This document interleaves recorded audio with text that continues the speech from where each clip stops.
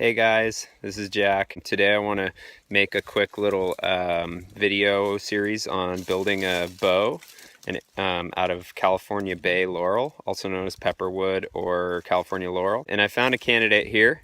The lighting isn't great, but it's this little shoot right here that you can see.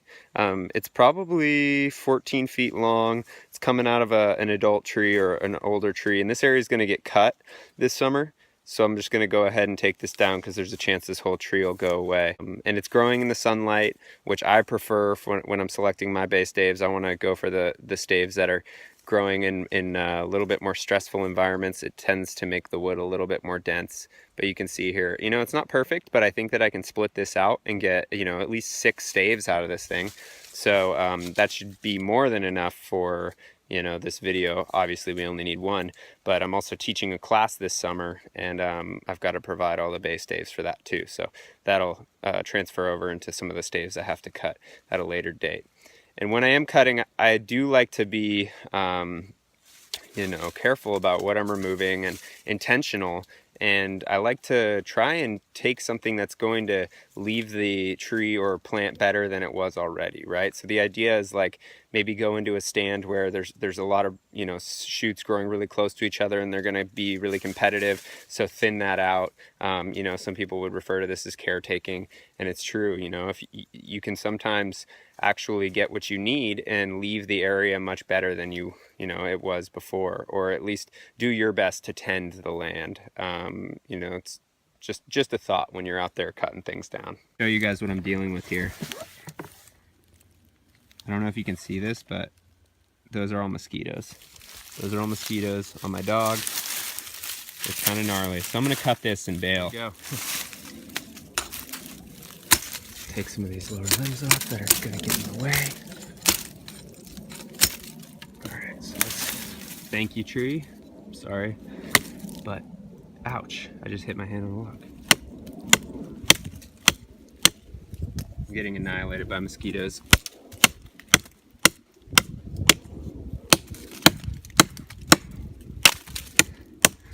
And turn this off, and I'll show you guys once I've cut it down. There's our tree. I'm gonna pull it out here and go process it out.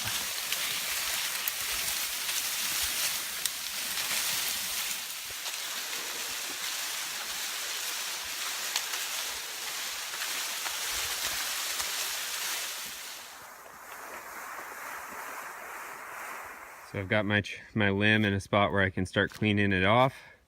And I'm gonna go ahead and starting by removing some of these branches. I'm gonna do it carefully, and then I'll cut it into sections that I want my bows to be and find the straightest sections. But the most important thing when you get to this stage is that you're careful about removing your limbs. You don't wanna just basically hack these things off like there's no tomorrow, because you could end up basically regretting that if you cause, you know. So I like to leave like about an inch of the limb still on, so I can go on there and carefully whittle it off. So anyways, a lot of ticks and mosquitoes out here. Gunner's feeling it.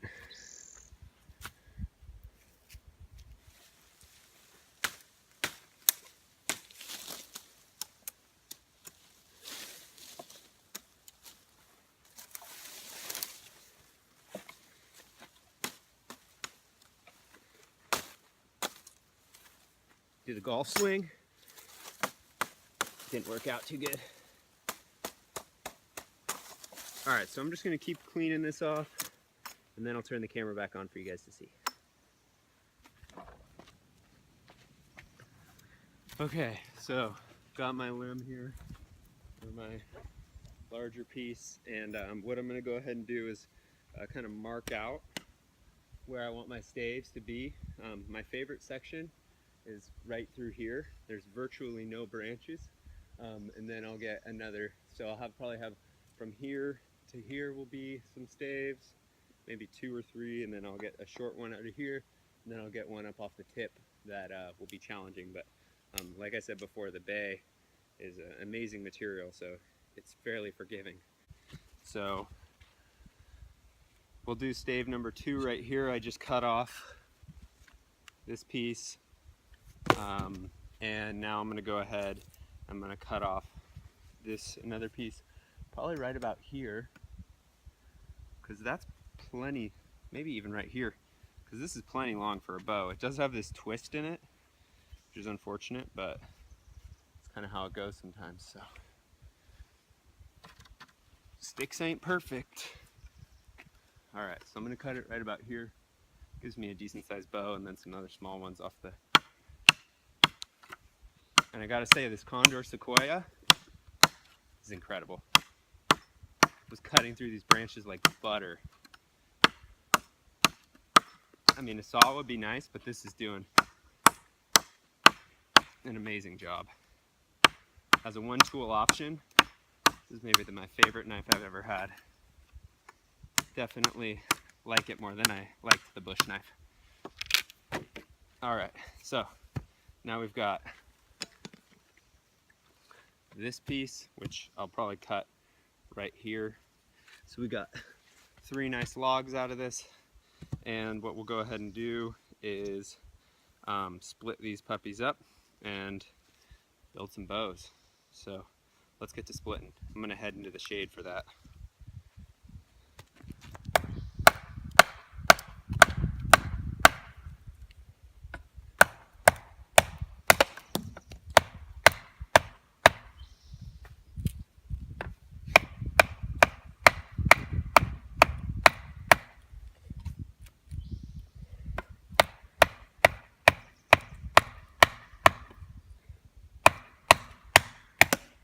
Need a new baton.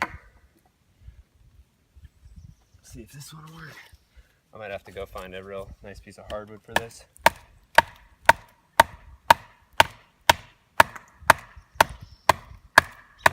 Now it's starting to go. Always check, see where it's splitting, make sure it's the direction you want it to split. So far, so good. Kind of starting to run. Now it's running down the middle pretty nice. Now we're hitting some knots. Still running down the middle. Yep.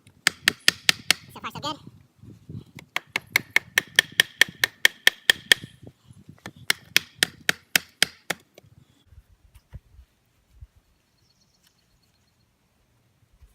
What I like to do to get my knife where I want it when I'm splitting like this is I'll step on part of the piece of wood and I'll just pound it through. There we go.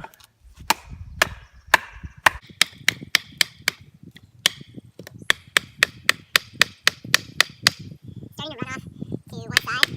That's it, almost through. So sometimes when it's doing that, I like to pull on that side. Well, but I can't do that right now, so it's just how I split my feathers too for arrows. Little trick, but we're at the end. Finish the split. Make sure our knife is not going to land on our feet. Peel our 2 staves apart. There we go, didn't even have to chop it.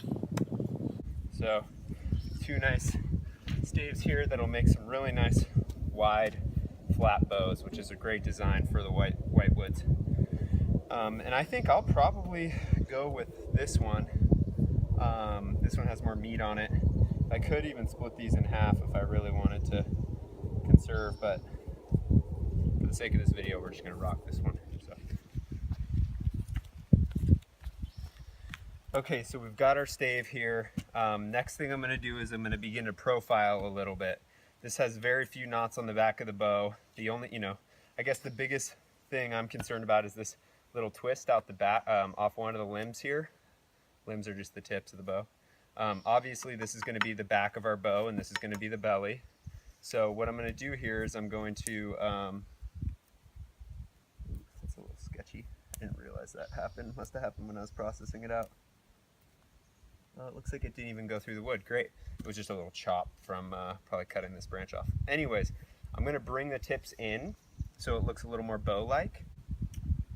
Just want to keep it in, like, just imagine one invisible line down the middle, which will be your string line, and just make sure that the tips or the limbs are aligned.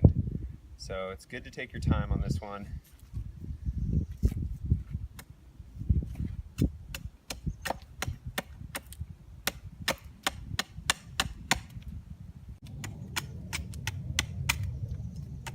You don't want to get too carried away when you have a sharp knife like this. You kind of just want to do as little as you can in the beginning, just to get just so you have an idea of what your bow was gonna look like. A nice profile can do a lot, and taking your time with these things, you'll be really stoked you did. And so what I'm doing now is I'm just pointing the limbs. So I'm making a taper. I like to just eyeball it on this type of stuff. I will later on, when I'm tillering, when I get home and I have a measuring tape, I'll measure it out. But these bows do work really well when they're green. The problem with a green bow is it's gonna get a lot of string follow. String follow is when the bow bends, say you bend it this way, the bow bends that way and then it kind of stays bent. So this has a little bit of propeller to it, which is when the bow twists like that, which is very natural in bay, unless you use a bandsaw. But if you're splitting it out like I did, traditionally, then you're gonna get a little propeller. The first bow I ever made was a sinew-backed bay bow. That was like 15 years ago or something. And I mostly build my bows out of Osage, but the bay is like what we have here in California. So I do love building bay bows, and I do a lot of it with kids, but I thought it would be really cool now that I have this new knife to, bust one out, put it online, make a video. So far, this thing's still razor sharp, even after chopping this tree down, splitting this, billet out or stave out. Still going strong here, so be careful how much I take off. This thing's so sharp I could easily mess this bow up. All right, I'm turning the camera off. I'm gonna keep profiling, and then I'll come back and show you guys where I'm at. Okay, so we've got our general profile going here. Did all this with the knife here, and I'm liking the way it's looking. I ended up going a little narrower than I thought, and I think it's going to make a great bow. We have a lot of thickness here, so I have a feeling we'll be able to get this thing shooting pretty darn heavy as far as the poundage goes on the draw. So what I'll do is I'll get the profile really smooth, and then I'll go ahead and I'll start removing some wood off of the belly. And this is the part that ends up being really time consuming.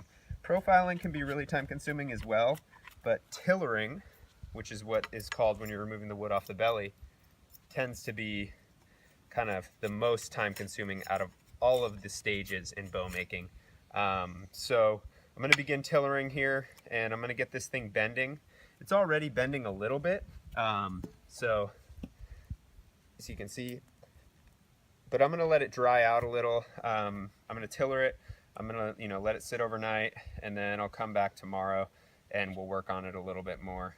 But for now, I'm going to do a little bit of tillering, use my knife like a draw knife, clean up the profile, and then we're going to pack the rest of our staves out of here, split out the ones that we have yet to split out, and head home, get them sealed, and get them seasoning.